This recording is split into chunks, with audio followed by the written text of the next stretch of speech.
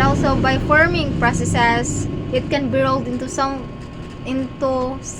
or into beams and channels, bent into rubbers for reinforcement, or shaped into sheets that are used for roofing, ducts, or wall panels. So basically, steel gets its purpose in construction because of these shaping methods.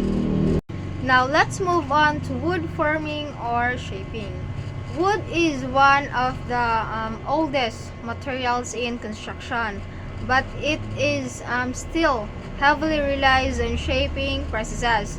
Logs are cut and processed into lumber, which we then shape into beams, planks, doors, windows, and furnitures. Sometimes it's also laminated or pressed into plywood and other wood products. Without shaping, wood would just stay as logs and wouldn't serve its full purpose in construction. So next, we have your glass forming. So as you can see, may nakabutang shaping sheets for windows, skylights, tempered and laminated glass for safety.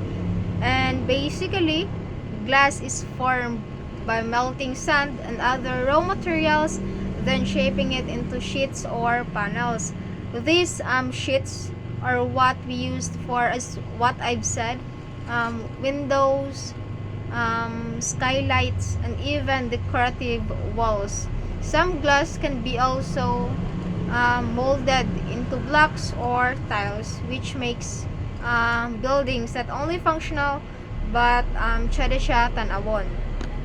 Now, let's talk about plastics and composites forming. In modern construction, plastics and composites are becoming more common because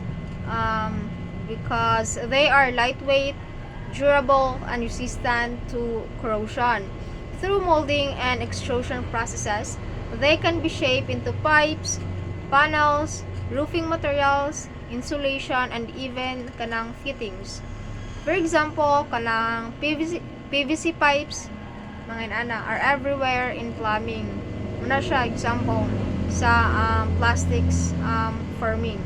Moving on to the last one, which is the ceramics and tiles. Ceramics are shaped and then fired in a kiln to make them hard and durable. These are commonly used for flooring, walls, bathroom fixtures, and sa mga decorative finishes. Tiles in particular are shaped into squares or rectangles to make installation easier and give a neat polished look. And to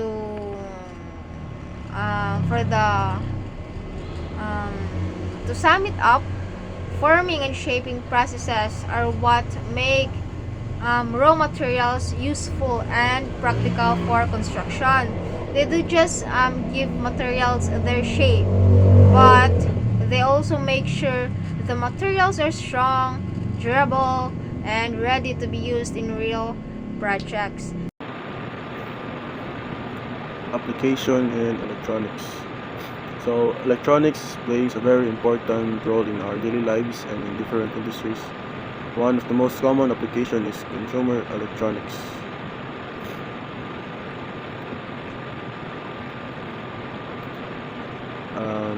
Smartphones, tablets, laptops, televisions, gaming consoles, cameras, smart home devices like smart speakers, smart appliances, and security systems.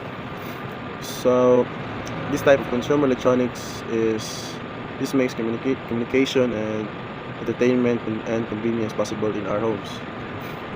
So number 2 is communication systems. In communication systems, electronic is the backbone of mobile phones, satellites, radio, television, broadcasting, and internet connections. Without electronics, modern communication and global connectivity would not exist.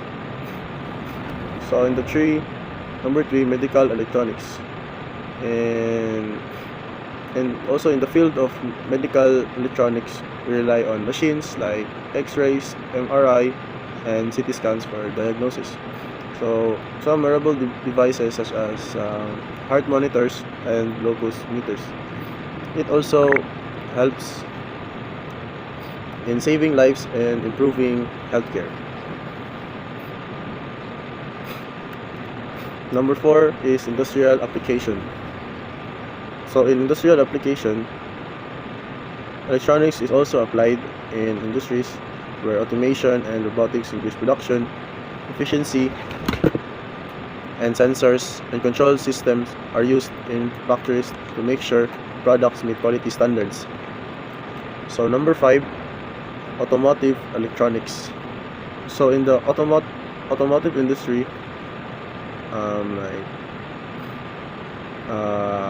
engine examples are engine control units, sensors, and safety system like ABS, airbags. Infotainment systems like GPS, navigation, electric vehicles, and battery management systems. So in the automotive industry, electronics makes car smarter and safer. Features such as anti-lock braking system, airbags, GPS navigation, and entertainment systems are all controlled by electronics. So this rise of electronic vehicles is also depends on electronic system and battery. So number 6 is military and aerospace. So like radar, sonar, and navigation systems, electronic warfare, communication and control systems, avionics in aircraft and satellites. So for military and aerospace, electronics is also used in radar, sonar, navigation, and communication systems.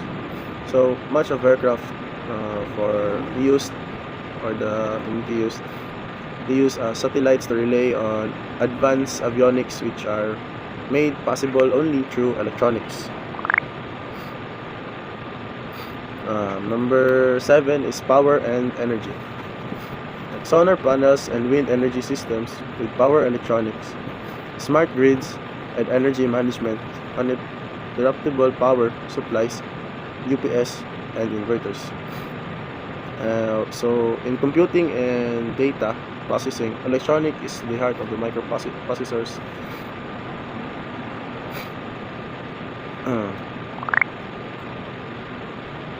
I know.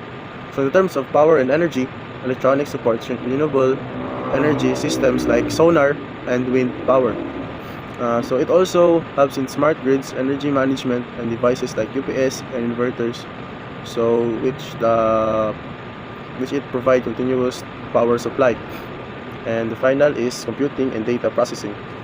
For example, these is microprocessors, microcontrollers, and embedded system, data centers, and cloud computing infrastructures. So the final is in computing and data processing, electronics is at the heart of microprocessors, microcontrollers, and embedded system. So this type of computers is data centers, like cloud computing. It is drive to the digital world as of today.